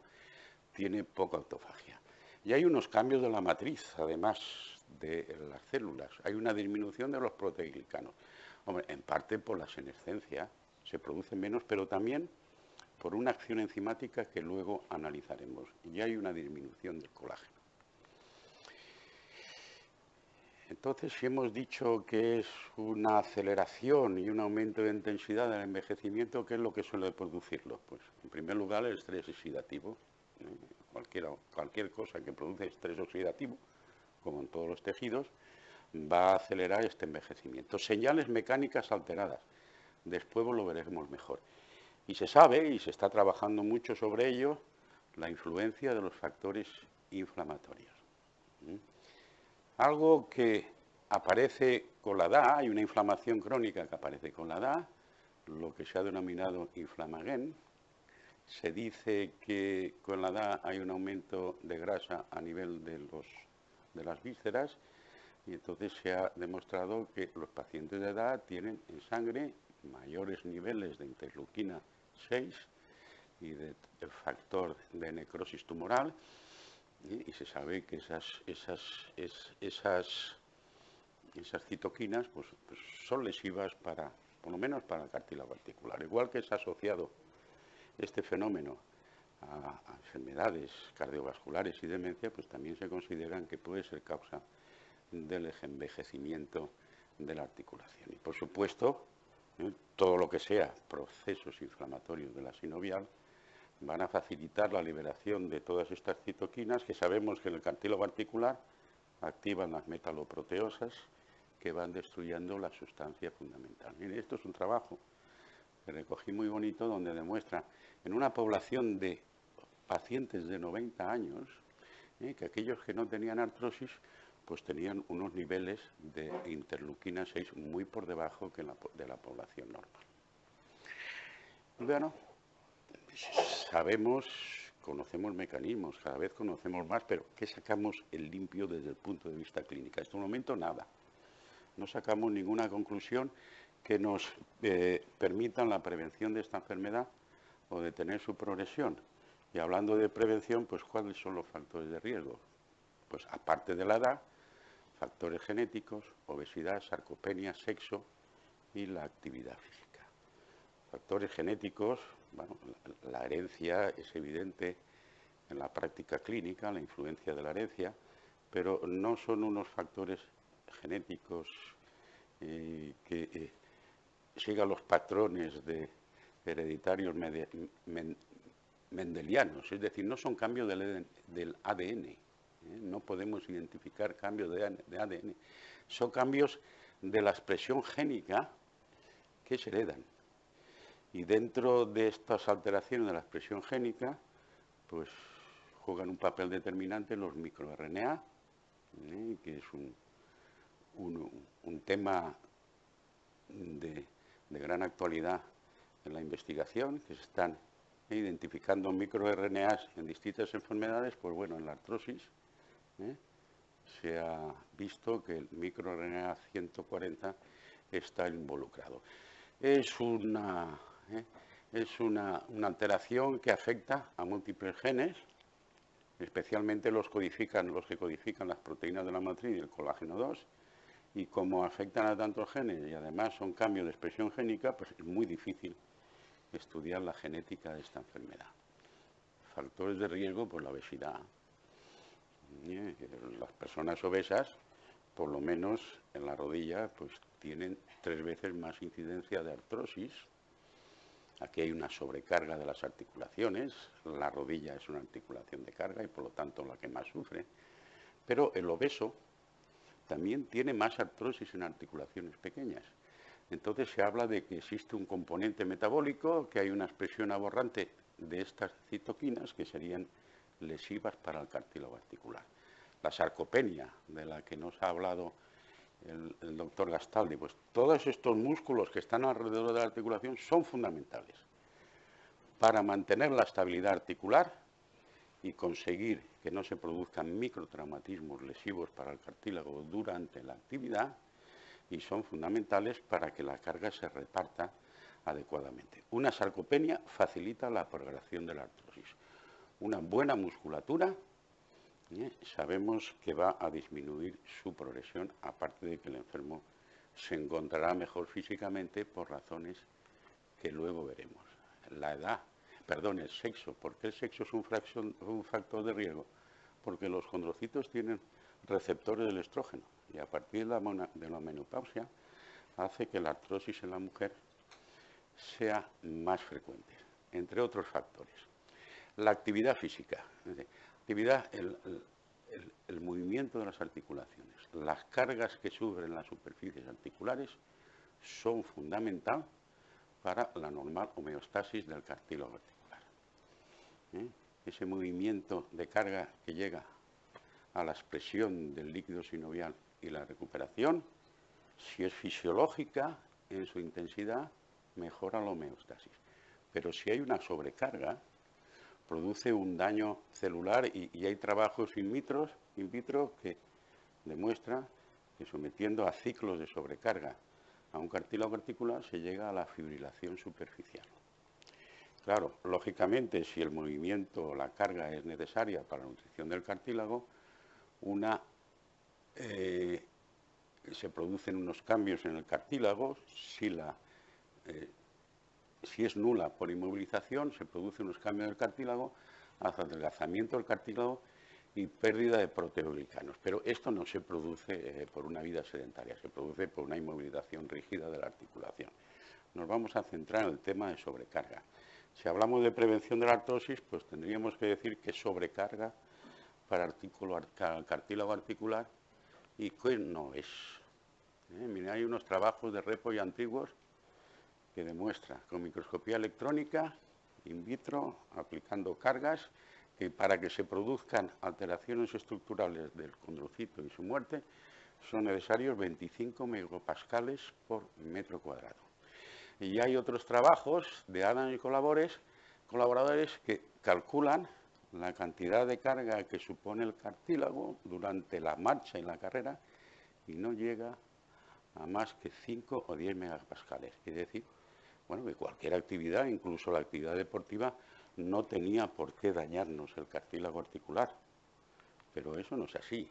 Los estudios epidemiológicos demuestran que hay una relación entre la incidencia de la artrosis y ciertas actividades deportivas y sobre todo ciertas actividades laborales. Y además hay estudios en diversos animales, los de siempre, la rata, el conejo y el cordero, que demuestran como una marcha prolongada es capaz de provocar cambios de artrosis. Y el problema es que no se trata solo de la intensidad de la carga que aplicamos, sino de la dirección de las fuerzas, si son perpendiculares, oblicuas o tangenciales, de la velocidad de aplicación, si se aplica una carga de forma fisiológica, da tiempo a que se redistribuya el líquido dentro del cartílago articular y se amortigue la carga. Si la aplicación de la carga es instantánea y además es repetitiva, entonces ese fenómeno de distribución del líquido no se produce y la protección del cartílago es menor. Y además es extraordinariamente lesivo el cizallamiento por torsión. Hay otros trabajos que demuestran que en esos animales que les gastaban esa jugarreta de un movimiento repetitivo de marcha, si se le aplicaban fuerzas de impacto de torsión, los cambios artrósicos eran mucho más precoces y mucho más intensos.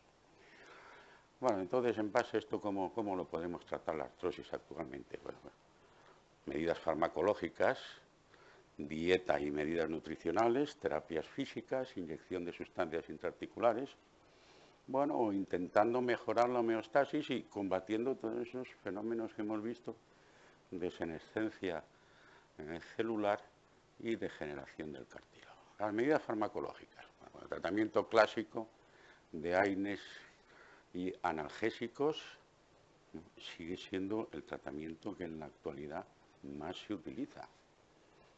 Es un método efectivo, es un método barato, eso sí, tienen un inconveniente. Los inhibidores de la ciclooxigenasa 1, las complicaciones digestivas, y la ciclooxigenasa 2, las cardiovasculares. Por lo tanto, debemos limitar su uso y cuando podamos recurrir los AINES de uso tópico que absorban los tejidos, pero claro, esto solo es efectivo cuando el recorrido es corto, es decir, que los tejidos que hay entre el recinto articular y la piel son escasos como puede ocurrir en la rodilla. La gabapentina, y aquí empiezo ya con los interrogantes. Bueno, habían trabajos experimentales que demostraban que en el conejo, por lo menos, había un componente de dolor neuropático importante y empezó a emplearse la gabapentina. Y a nivel de la medicina de familia, pues tiene mucho arraigo, pero mi opinión, que está avalada por publicaciones, que no aporta nada y además es un tratamiento que es muy mal tolerado en muchos pacientes. Vitamina D, que sirve para todo, la vitamina D hoy sirve para todo. Entonces, hay unos estudios que demostraron que aquellos pacientes que tenían unos niveles de vitamina D más altos, pues tenían menos artrosis y los que tenían artrosis progresaban más lentamente. Vamos a dar vitamina D, se hicieron ensayos clínicos y no sirve para nada. Absolutamente no consigue ningún efecto. Otros tratamientos controvertidos, la glucosamina y condoitrilsulfato, lo que se llaman los condroprotectores. La glucosamina es un precursor de los glicosaminoglicanos y el condoitrilsulfato pues es un glicosaminoglicano que forma parte de esa cadena que vimos de los proteoglicanos. Y se administran solos o combinados, pero la eficacia es muy discutida y por supuesto no se ha encontrado ningún efecto sobre la enfermedad, sobre la progresión de la enfermedad. Los ensayos clínicos de las industrias farmacéuticas que informaban de los buenos resultados clínicos no han sido confirmados después por estudios independientes. Hoy se considera que prácticamente no aportan nada. Lo que pasa que como hay una gran cantidad de ensayos clínicos que dicen que obtienen mejoría, pues es un tratamiento bastante arraigado, condroprotectores, y se utiliza mucho también en medicina de familia. Bueno, si en algunos pacientes pues obtienen mejoría clínica, pues se considera una opción para disminuir la toma de antiinflamatorios. Pero desde luego no van a mejorar el cartílago articular. De condroprotección, nada. Complementos dietéticos, todo lo que quieran. Esto sí, mucho más. Todo sin bases científicas, o sea que como galenos no los podemos aconsejar. Ejercicio, por supuesto, bueno. Ya hemos visto la importancia que tiene la sarcopenia. La rehabilitación, la artrosis es fundamental para una mejoría clínica. Combate la rigidez articular, por retracción de la cápsula y de los ligamentos, y además una buena rehabilitación, una buena potenciación de los músculos es una forma de proteger la articulación de sobrecargas, de microtraumatismos y por lo tanto el que se acelere la progresión. Terapia física, también un montón. Acupuntura, láser, onda corta, diatermia. ¿Qué dice la Sociedad Internacional de Osteoartrosis? Pues que esto vale de poco. Califica que tiene efectos inciertos y de escasa duración. Estos que ven aquí, acupuntura, estimulación eléctrica, ultrasonido. No hay ninguna evidencia del resto. Incluso algunos de los tratamientos que se aplican lo consideran como apropiado. Y vamos a la inyección intraarticular. Es un tratamiento que se hace sobre todo en la artrosis de rodilla. ¿Y qué podemos inyectar? Pues corticoides o sustancias biológicas. El ácido hialurónico tan de moda y que tanto dinero da. Los corticoides. Bueno, los corticoides es un tratamiento clásico, es un potente antiinflamatorio. Actúa sobre la inflamación sinovial. Todo lo que sea antiinflamatorio, tanto oral como a nivel interarticular, bueno, se considera que además podía enlentecer la progresión de la artrosis, visto la influencia que tienen las citoquinas inflamatorias en la degeneración del cartílago. Tiene un efecto inmediato. Utilizamos compuestos cristalinos para que no tengan acción a nivel general. Siempre pasa algo a sangre, pero no lo mismo que inyectarlo intramuscularmente. Es muy eficaz, pero su efecto no es duradero, no dura más de un año, como se dice que duran otros productos biológicos, y además hemos de tener en cuenta que la inyección reiterada de corticoides lesiona el cartílago. mucho cuidado en gente joven. Hay un cuadro que es la artropatía cortisónica, del que hizo entre nosotros la tesis el doctor García Penalba. Ahora, es un tratamiento muy eficaz en los cuadros agudos, cuando el paciente tiene derrame o cuando tiene un cuadro agudo de sinovitis. En estos casos lo empleamos, o bien en artrosis de paciente de edad avanzada, que prácticamente no tiene cartílago y no lo podemos lesionar más, como un tratamiento barato. El ácido hialurónico, lo que se ha llamado viscosuplementación. El ácido hialurónico es un componente de la sustancia fundamental y un componente importante del líquido sinovial que facilita la lubrificación. Entonces, se ha visto que los pacientes que tienen artrosis en líquido sinovial disminuyen más del 50% el ácido hialurónico y por lo tanto tiene una base de aplicación. Y se han utilizado pues distintas presentaciones con distintos pesos moleculares, aunque no se han apreciado diferencias, y los resultados son muy controvertidos. Hay un metaanálisis de hace unos años que decía que había una mejoría clínica evidente en muchos casos y que duraba hasta 26 semanas. Después hay otra metaanálisis más reciente que dice que no, que esos efectos no los han podido demostrar. Lo que sí que está claro, a algunos pacientes le mejorará, lo que está claro es que no hay ninguna evidencia de que mejore la lesión del cartílago. Entonces, ¿por qué es efectivo? Pues en algunos animales se ha demostrado que tiene un efecto antiinflamatorio, bueno, y a esto se le atribuye en que algunos pacientes pues, puedan encontrar bastante mejoría con ácido hialurónico, solo algunos pacientes. Y si son pacientes jóvenes, porque en pacientes con artrosis avanzadas no tienen ningún efecto. Mira, la Organización Internacional de Osteoartrosis, lo que eran las recomendaciones del año 2010, decía que podía ser un tratamiento efectivo en algunos casos de artrosis de cadera y de rodilla. Posteriormente hace otras recomendaciones y dice que ensayos de metodología mejor han demostrado que no tiene ninguna mejoría respecto al placebo.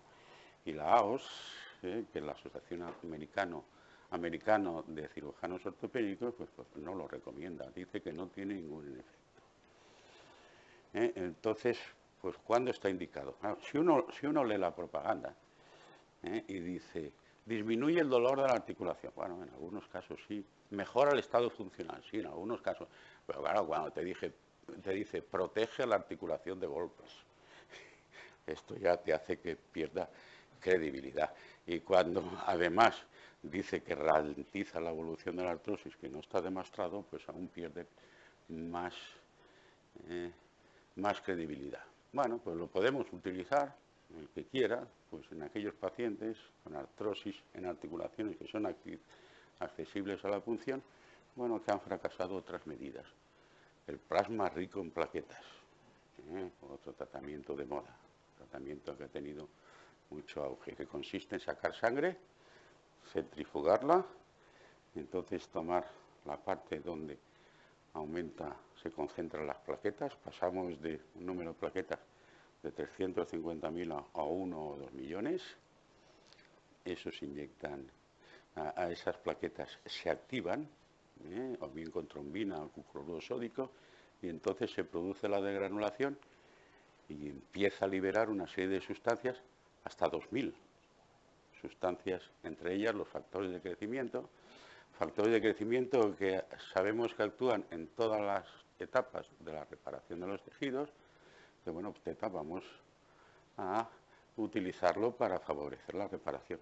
Y se ha utilizado en aquellas cirugías que se hace en gente joven sobre lesiones localizadas, que se reparan con estímulo de la médula ósea y andamiajes, bueno, pues ese regenerado que hemos visto de cartílago, bueno, parece un cartílago más diferenciado y sobre todo se produce con más velocidad. Y bueno, pues vamos a inyectarlo dentro de la articulación y dicen algunos que tienen mejorías clínicas de dolor y función hasta 12 meses.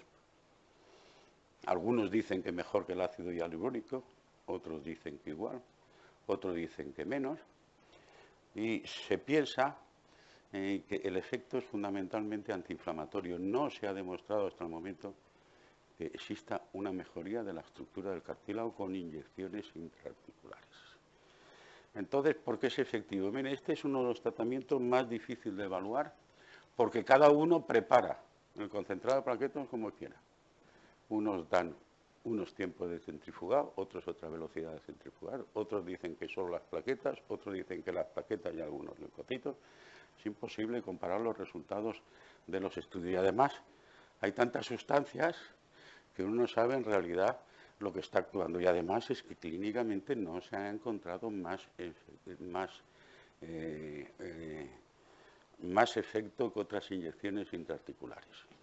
Y además, cuando se ha demostrado alguna eficacia, son en artrosis precoces.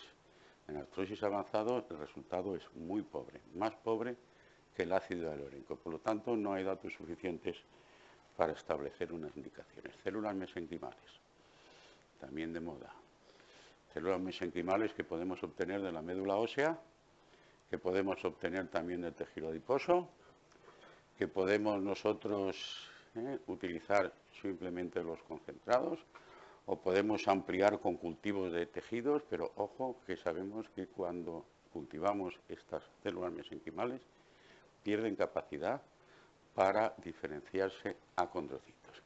Y esto se ha utilizado en esas reparaciones que decía de los efectos articulares y efectivamente mejoran la reparación, pues vamos a utilizarlo dentro de la articulación. Bueno, pues tienen mejorías clínicas no superiores al PRP o el ácido hialurónico, que ya hemos visto que no eran muchas. No se ha podido demostrar que modifiquen la enfermedad y modifiquen la estructura del cartílago. Esas células, como mucho, van a actuar solamente en superficie. Y aquí la mejoría que se obtiene, en los casos que se obtienen, se considera que es un antiinflamatorio. Indicaciones. Pues mire, como indicaciones, me acuerdo una anécdota de mi padre, que estaba en la clínica privada y vino una enferma contando unas molestias difíciles de identificar. Y mi padre la ve, le pone el tratamiento y cuando se va le dice don Manuel Laguía: don Paco, ¿qué tenía esa señora? Y dice: 2.000 duros que no sabían qué gastárselos. Pues si tienen una artrosis y tienen 2.000 euros, pues le ponen esto que le irá bien si no saben en qué gastárselo. Técnicas del futuro. Bueno, pues están haciendo muchos estudios: bloqueo de la inflamación, estímulo de la regeneración, control del daño articular, modulación de los microRNA. Bueno, y hay quien tiene muchas esperanzas, que nos amenaza a los traumatólogos de que dentro de 15 o 20 años dejaremos de poner prótesis, porque resolverán la artrosis. Yo como clínico tengo mis dudas. Todo esto, los resultados se están haciendo sobre cultivo de condrocito, y el comportamiento del condrocito en el cultivo no tiene nada que ver con el comportamiento del condrocito in situ. Entre otras cosas, altera su fenotipo y deja de formar colágeno de tipo 2, tan importante para las propiedades de este tejido. Mire, esta es una imagen que ya hemos visto antes.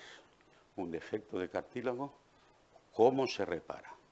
Se repara desde una hiperplasia de la médula ósea, que invade el defecto y forma un cartílago que progresivamente se va pareciendo más al cartílago hialino, pero nadie ha conseguido un regenerado que tenga las características esas que vimos como tejido del cartílago articular. No hay una distribución de colágeno adecuada ni unos proteoglicanos adecuados.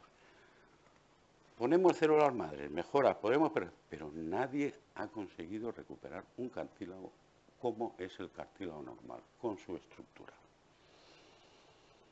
Y si nosotros hacemos una lesión solamente de parte del cartílago, sin que esté comunicado con la médula ósea, ahí no se repara absolutamente nada. Y eso no se ha conseguido. Mira, la medicina ha conseguido con los años unos avances impensables. Yo no sé qué pasará con el cartílago articular, pero os puedo decir que lo tiene bastante más difícil que en otros tejidos. Bueno, ¿conseguiremos frenar la senescencia celular? Es algo común a todos los tejidos. Viviremos más, y como viviremos más, y el cartílago tendrá inferioridad de condiciones, seguiremos teniendo el mismo problema con la artrosis. Y nada más. Muchas gracias.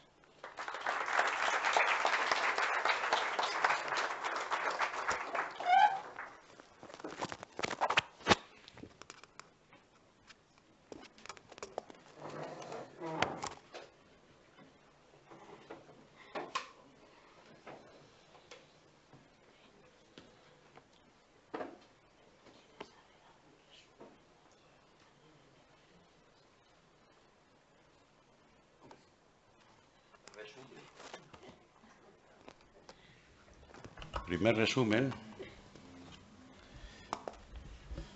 hay que cuidarse, no engordar, hacer ejercicio, pero también lo que decía al principio, resignarse, envejecer con dignidad. Hay una serie de cambios que se producen en el aparato musculoesquelético, bueno, que hasta la fecha no tenemos en nuestras manos más que el tratamiento sintomático. Todo lo que es mejorar la homeostasis, por supuesto, del tejido, pero aquí lo tenemos bastante más difícil que en otros tejidos. ¿Preguntas? Sí.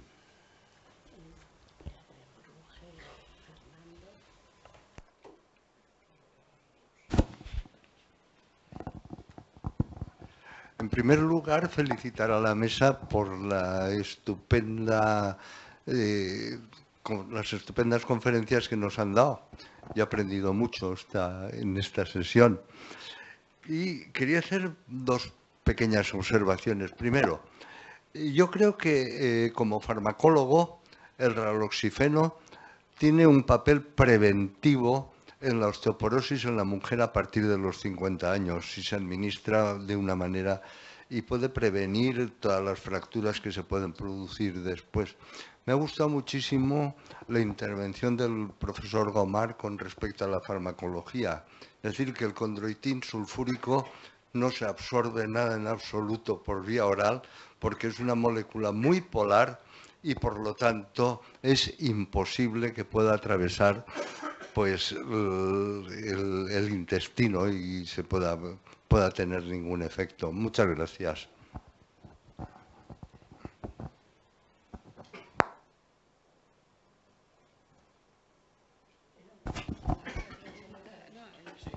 Sí, dos consideraciones muy breves, dos reflexiones muy breves. Por una parte, los tres ponentes, bueno, ante todo, enhorabuena porque han sido muy breves y muy claros, lo cual es de obra de agradecer que en tan poco tiempo hayan dicho tanto y con tanta claridad. Por una parte, los tres ponentes coinciden en estas patologías, o más bien degeneraciones, evoluciones, etcétera, con el envejecimiento, coinciden en que prevenir deporte, actividad física, golf, caminar, bicicleta, etcétera. Pero no olvidemos que, y creo que a esto no se ha hecho referencia por ninguno de los exponentes, que paralelamente a esto hay otro problema adicional, que son las lesiones de columna. Quiero decir, pinzamientos, hernias, discos. Claro, eso ya limita bastante esa prevención a la que los exponentes hacían referencia en cuanto a actividad física, porque a veces las hernias, discos, etcétera, están contraindicados con ello, con lo cual problema adicional. Y otra consideración también muy, muy breve. Tratamiento farmacológico. Pues creo que los AINES quedan prescritos para los traumatólogos nada más, porque están eliminándolos. Primero fue el piroxicam, que al parecer era el mejor y fue, creo que ya descartado. Luego vino la dexametasona parenteral, la marca creo que era Incitam, que también fue descartada. Ya poco a poco prepárense que les quitan los AINES, que tan solo quedan limitadas creo que para los traumatólogos. O sea que hay un problema a corto plazo a nivel de farmacología con estos fármacos de elección de primera línea, como son los AINES. O sea, estas dos consideraciones tan solo, que las hernias de disco dificultan ese tratamiento preventivo y que el tratamiento farmacológico va a tener un serio problema a corto plazo.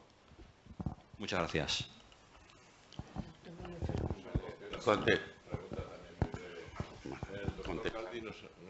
Castaldi nos ha presentado una diapositiva en la que había un plato en lo que veía yo exclusivamente proteínas. Me ha parecido. La pregunta sería si habría una mayor incidencia de lesiones musculares, articulares o tendinosas en los pacientes vegetarianos o no. No te lo puedo responder.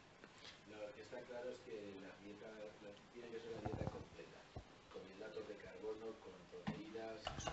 Los vegetarianos pues toman proteínas de otro lado, toman proteínas de las algas. Eso mi mujer que te puedo contar que es vegetariana y se lo sabe. Y yo creo que si no es dietóloga, lo es casi. ¿Vale? Pero normalmente el problema es la deficiencia de aporte de proteínas. Entonces, normalmente la mayoría de los deportistas de alto nivel no son vegetarianos, es difícil que lo sean, y porque además, aparte de las proteínas, tienen que tomar hidratos de carbono, que tampoco, por supuesto, no es vegetariano, pero es bastante complejo. Y entonces, yo creo que al final de todo, pues es un tema de lógica.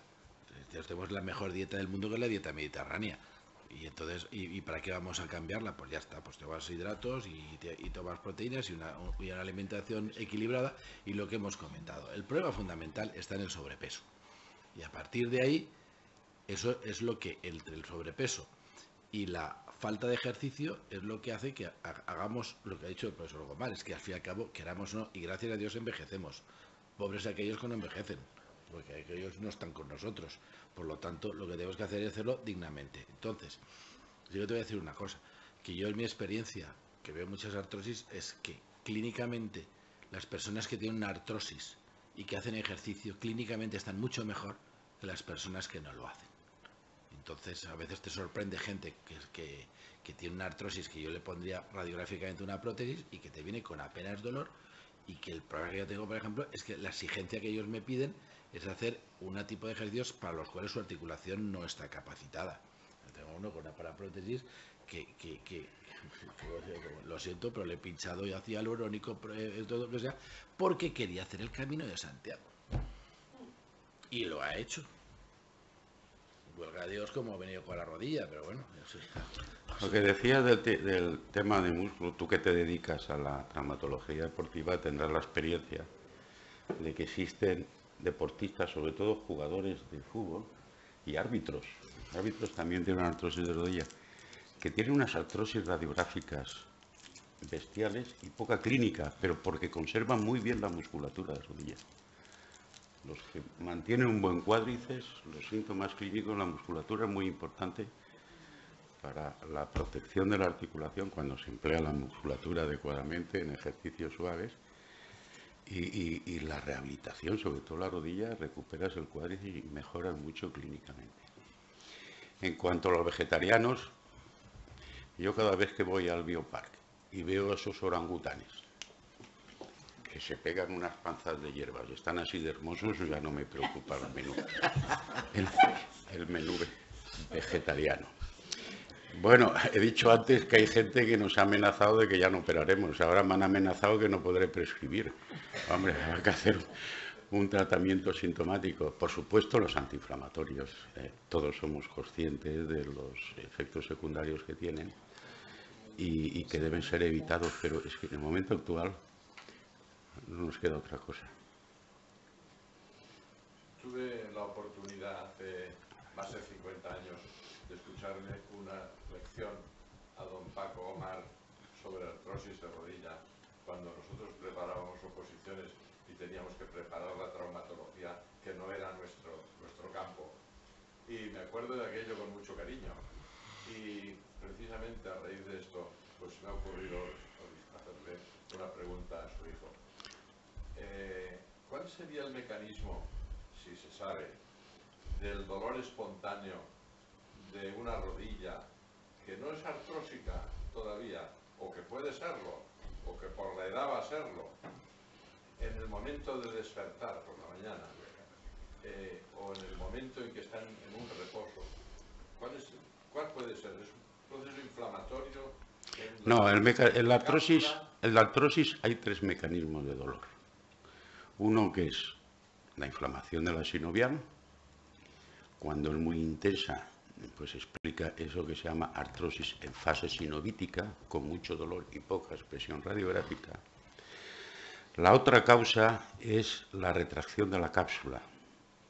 Entonces, en el momento que se inicia el movimiento, la cápsula se estira hasta que cede. Por eso el paciente dice, me pongo a caminar, tengo mucho dolor, pero ya cuando llevo un rato caminando, entonces ya ha cedido la cápsula.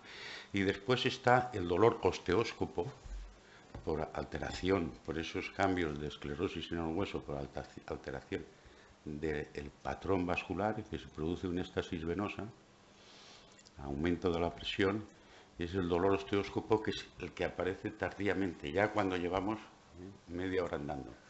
Entonces lo que te dice el paciente, no, mire, yo cuando arranco a andar, mucho dolor después, ahora cuando llevo media hora ya me tengo que sentar. Yo he hablado de la sinovial, pero hay otras causas de dolor de la articulación.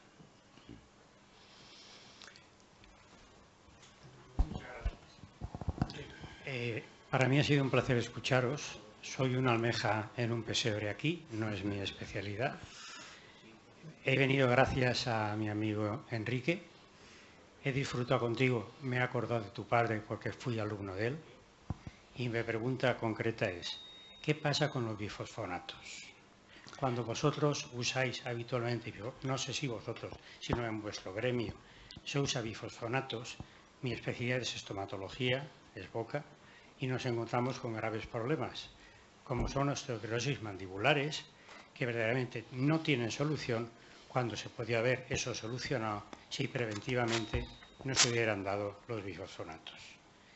Porque primero, si eso es lo que yo veo en mi clínica, me imagino a vosotros, a ustedes, también lo sabéis perfectamente de eso, y qué solución tiene. Si eso se debería explicar más en el gremio de traumatología para hacer los tratamientos preventivos anteriores y nosotros poder usar vosotros luego los bifosfonatos cuando nosotros ya hubiéramos actuado. Muchas gracias. ¿Quieres contestar tú? Sí. Vamos a ver. Bien, veo que le felicitan por la pregunta y yo también. Bien, los bifosfonatos. Los bifosfonatos han sido utilizados y están siendo utilizados en demasía en algunas cosas. La producción de osteonecrosis, especialmente de mandíbula, que es infrecuente, lo que ocurre es que suele presentarse sobre todo en aquellos pacientes osteoporóticos cuya densitometría no es superior al menos 2,5, o sea que no hay una indicación farmacológica y que serían osteopenias que serían fácilmente tratables mediante dieta, ejercicio con agua, sin agua, moderado, etcétera, caminar. Y realmente con calcio y vitamina D, pues D3 sería más que suficiente. Yo creo que en ese sentido el problema no solamente es la osteonecrosis, sino las fracturas, ya no sería la fragilidad, sería por la osteodensidad que provocan también en los huesos, aparte de la osteonecrosis. Es típica y se están viendo muchas fracturas diafisarias, especialmente de huesos largos, que se llaman fracturas de zanahoria, porque realmente parte de rábano, que es parte así, es el mismo trato de fractura en huesos que llevan más de 3 años llevando el tratamiento con bifosfonatos, lo cual está contraindicado. Los traumatólogos no solemos utilizarlos salvo que haya una indicación respecto de densidad ósea mineral muy baja y durante periodos cortos de tiempo. La osteonecrosis realmente es rara. Lo que pasa es que, claro, se foca. A mí no me vienen diciendo que tengo osteonecrosis, vienen diciéndolo. Perdón. No, nada, es que. No, bueno, pues los traumatólogos realmente somos conscientes de esto, del riesgo de la osteonecrosis, y cuando se presenta realmente es un grave problema. No solemos darles un tratamiento antirresortivo, salvo que haya una indicación de densidad mineral ósea de pérdida importante. Si no, no los usamos. O sea y nos aconsejan, claro. Perdón, yo aconsejaría entonces que si hubiera un estudio previo antes de recetar un bifosfonato para ver si nos podía complicar la vida a nosotros o no sufrir esas reglas. Sí, si esto fuera posible, eso es vuestro campo, sería ideal. Sí, el problema es Eso que, era, en el fondo, claro, lo que he querido transmitir. no, y además la recepción es buena, porque el problema que hay ahí, fundamentalmente, es que los bifosfonatos de manera indiscriminada se están dando sobre todo en la atención primaria, y no es broma. En hacer un estudio de densitometría ósea, como está osteopenia, le voy a dar ya los bifosfonatos, no hay una indicación. Y ese es el problema, están sobre todo en primaria. Y realmente los que tienen las fracturas osteopróticas cuya densidad, digamos, mineral ósea, está por encima de menos 2,5, esas casi nunca se están tratando. Y ese es también otro problema. O sea que sí, hay que hacer esa llamada. Bueno, todos somos víctimas de las presiones comerciales, ¿no? Vamos a ver, cuando empezaron a utilizarse los primeros difosfonatos antirreabsortivos, se vio que producía un aumento de densidad, pero una recuperación arquitectónica del hueso sin reforzarse de verdad. Simplemente era un aumento de densidad. Bueno, los que han salido después pues han demostrado que sí, que la estructura que se conseguía del hueso pues era más parecida al hueso normal, pero no igual. Entonces hemos tenido ese problema. Hemos tenido el problema de las fracturas atípicas que se localizan a nivel de la región subtrochantérea y afortunadamente pues cada vez damos menos difosfonatos. Como te ha dicho él, cuando es una osteoporosis leve, con calcio y vitamina D suficiente, no hace falta dar. Y si es una grave, con los difosfonatos nos quedamos cortos. Y eso, bueno, se ha descrito no solamente con el etiodalato, sino también con el zolendrónico. Lo que pasa es que el zolendrónico se utiliza muy pocas veces. Sí. Me gustaría felicitar a la mesa por el tema, que es muy difícil, por la precisión con que han desarrollado sobre todo los aspectos terapéuticos y por lo que nos ha enseñado, por lo menos a mí, de muchas cosas que desconocíamos. También agradezco el recordatorio de aquel gran traumatólogo que fue don Paco Gomar, cuyo impacto en la medicina valenciana pues es inolvidable. Querría hacer sobre un detalle, una cuestión. Es decir, en los parapléjicos y en los individuos que tienen atrofias musculares espinales, en las dos grandes articulaciones que sufren artrosis, la coxofemoral y la rodilla, normalmente no lo suelen desarrollar. En esos individuos, los que no sufren una rehabilitación funcional, suelen acabar anquilosando las articulaciones. Esos cartílagos articulares, pero suelen anquilosarlas fundamentalmente por todo el sistema de sostén periarticular, fundamentalmente sinovial, etcétera, y tendones. Se ha estudiado cuál es la evolución natural de ese cartílago en estos individuos con el tiempo, porque tendríamos una especie de historia en el que, de historia natural, de evolutiva, de la fisiología de ese cartílago, en un individuo en que no tiene sobrecarga articular, pero que además tiene una sarcopenia. Entonces, ¿cuál es el comportamiento de ese cartílago articular en esas articulaciones anquilosadas, que no se mueven? Bueno, el ejemplo que me has puesto de los problemas de parálisis y no la utilización de las articulaciones y estudios, yo no conozco estudios, pero claro, ya tienen bastante con no poder andar para ir tomándole biopsias a lo largo de su evolución de la superficie articular. Sí que se tienen estudios experimentales de lo que ocurre con una articulación, pero cuando la sometemos a una inmovilización con un fijador externo, un yeso. No se trata de no utilizar, ya lo he dicho antes, no se trata de utilizar. Y nosotros como cirujanos sí que tenemos experiencia clínica de que cuando se mantiene una articulación luxada, que el cartílago inicialmente estaba íntegro y que no recibe ningún estímulo mecánico, el cartílago llega a desaparecer. desaparecer por completo. Sí. ¿Hay alguien más que vaya a desear intervenir? Pues la última. La última. Bueno, me sumo a las múltiples felicitaciones por una mesa redonda muy ilustrativa, muy entretenida, que me ha hecho pues, aprender muchísimo.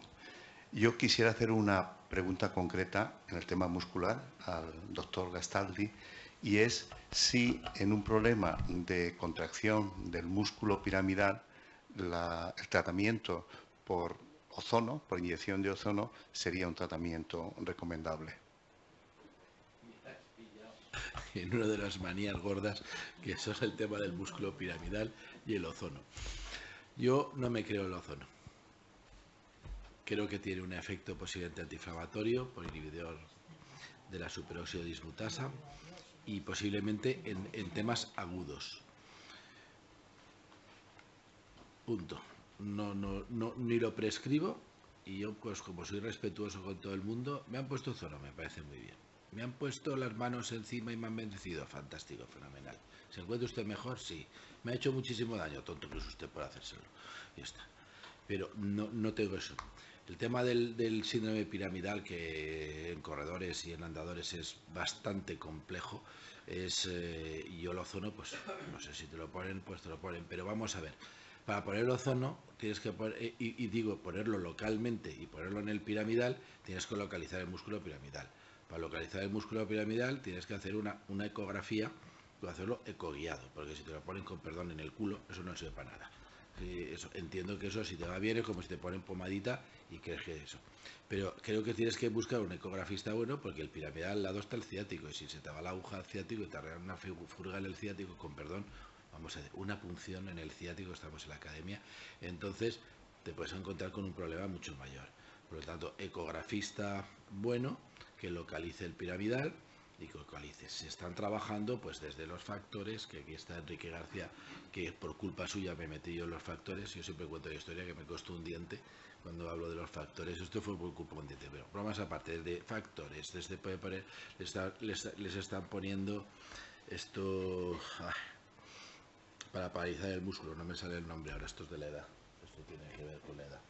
La toxina botulínica se les ha puesto, toxina botulínica, se le ha puesto corticoides, se ha puesto de todo, pero siempre ecoguiado. Yo por lo menos lo recomiendo. Hoy en día, empezar a pinchar la zona de la escotadura ciática al tuntún es peligroso. Y sobre qué me preguntas el ozono, no tengo experiencia. Supongo que lo que busca es un antiinflamatorio, el efecto del ozono como antiinflamatorio sobre inhibidor de la superóxido dismutasa, creo que es, y si va bien, va bien. Sí, pero una vez localizado, ¿qué tratamiento recomendaría entonces? Bueno, una vez fuera del ozono, normalmente el tratamiento que hacemos primero, yo a toda la gente que tiene problemas con problemas de andado de correr, les hago andar descalzos y los quiero ver andar. La pisada es fundamental. Y para un andador o un corredor, les comento, vaya al podólogo. Para un andador, un corredor, las plantillas y el calzado es como para un coche de Fórmula 1 los neumáticos, si tú quieres. Otra cosa es que vayamos a pasar al Corte Inglés, eso no tiene que ver. Segundo tema, una vez que hemos controlado el tema de la pisada y el tema de fisioterapia, desde los estiramientos o las infiltraciones. A nosotros lo estamos trabajando con infiltraciones de corticoides ecoguiadas. Y en algún caso, como dice don Paco, que tiene 2000 duros sueltos por ahí, le podemos poner factores de crecimiento. A partir de ahí, normalmente se suelen curar bien, pero son bastante tediosas. Pero al fin y al cabo, cuidar la pisada, hacer estiramientos, localizar los ecoguiado y una vez localizado el ecoguiado, infiltración de corticoides o de PRPs. Muchas gracias. Muy bien, pues yo creo que ya hemos abusado bastante de la audiencia.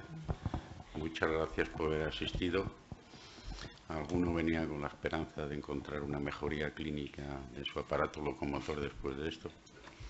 Hoy no lo hemos conseguido. Les emplazo dentro de 10 años que revisaremos otra vez el tema a ver si hay algo nuevo. Muchas gracias. Le tomamos la palabra. Un momento, por favor, por favor. Quería dar las gracias a los tres ponentes. Creo que, como han dicho ustedes, han sido unas conferencias magníficas y hacerles un anuncio. Probablemente algunos de ustedes han visto que el día 4 de diciembre estaba prevista una reunión sobre innovaciones terapéuticas que nos propuso la Fundación Bamberg. Se ha cancelado, en la web ya la hemos suprimido, pero por si alguien no la consulta con frecuencia. Pero sí que les convoco al día 11 de diciembre a las 12 tendrá lugar la 8ª sesión de este ciclo de envejecimiento sobre envejecimiento y nutrición, que coordina el profesor Juan Ascaso aquí presente. Creo que también es un tema interesante. Y ahora más decirles que lamento mucho que la avería del ascensor pues a lo mejor nos ha puesto de relieve, puesto que aquí somos población de riesgo la mayoría, algunos de los problemas de los que hemos aprendido mucho. La avería del ascensor no ha sido responsabilidad nuestra, pero creo que los traumatólogos están a su disposición por si necesitan alguna ayuda. Muchas gracias a todos por su asistencia y les espero el día 11 a todos. Muchas gracias.